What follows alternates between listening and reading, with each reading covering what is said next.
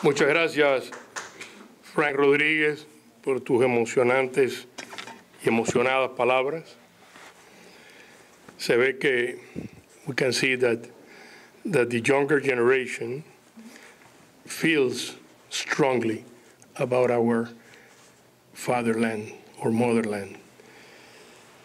Now, para mí, y les pido excusa porque no me presenté al comenzar la noche, mi nombre es Pedro Roig, yo soy miembro del Instituto de Estudios Cubanos y compañero de la brigada de Félix Rodríguez y de muchas otras actividades que hemos hecho juntos. Y para mí es un alto honor presentarles esta noche a Félix Rodríguez.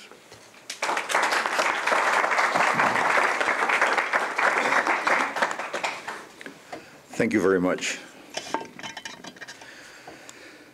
This book was really created after I met Rafael. First of all, we thought about something different, and then it came out, his idea was why not doing the parallel life, the two of you, from separate sides who have become friends out of all of those adversities and different positions. When I first met Benigno, it was because of Telemundo. They had taken me to Bolivia to do a documentary on the 35th anniversary of Che Guevara's death. He had already at that time defected, and they did an interview to him separately. And later on, he asked Telemundo in the following year, when they were doing another documentary and they wanted to put a piece of us together to increment the original documentary that they had, he said he had the interest in meeting me because he really wanted to know how was the last moment of Che. Che used to tell them that the last bullet was for themselves. They could never be captured alive. Not a single Cuban was captured alive. They were either able to survive the guerrilla, 3 of them, and leave, and the rest died in combat. And the only one who was captured was Che Guevara. So one day we flew to Paris. They had me in a little restaurant called Amore across the street from Ileana de la Guardia and Massetti's home, apartment, and that's where the meeting took place. They set up the cameras on both sides and they followed me, and it was real the first time we ever met each other. And it was an emotional moment for both of us. He used to tell me later on, with making a separate meeting, we asked all the cameras and everybody to leave the room and we talked to each other. And he said that he used to hate me because of everything the Cubans have told him. And they really learned the truth about me when Argueda, who was the Minister of Interior, defected and told the Cubans then that indeed I tried to save Che Guevara's life. And from there on, we have become friends. I see in him an individual, to a point he was duped by the Castro propaganda, an individual who have no education whatsoever, who was 15-year-old at the Sierra Maestra.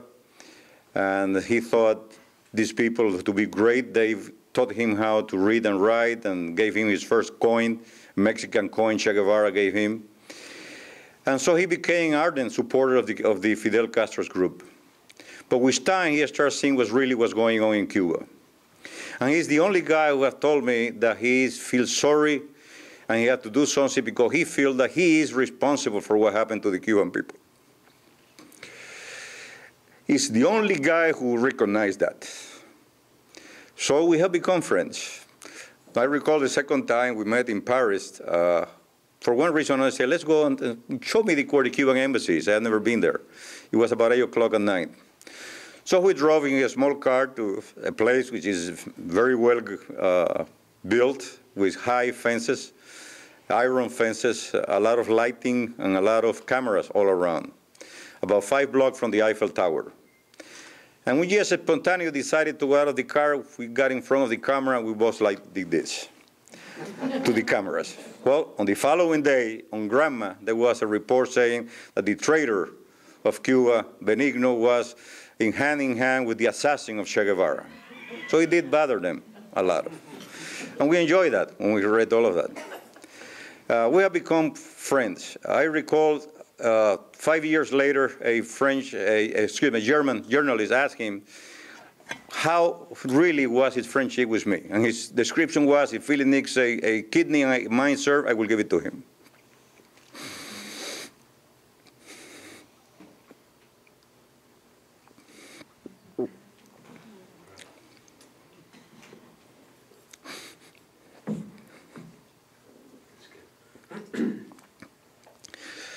Not many people will do that.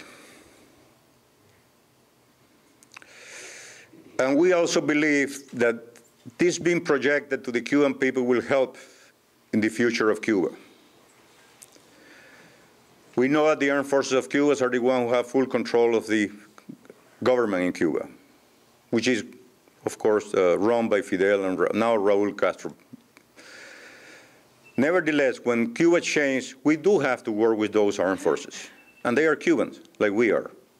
And a lot of them were not the traditional commander from those years who were involved in those massive firing squad and everything.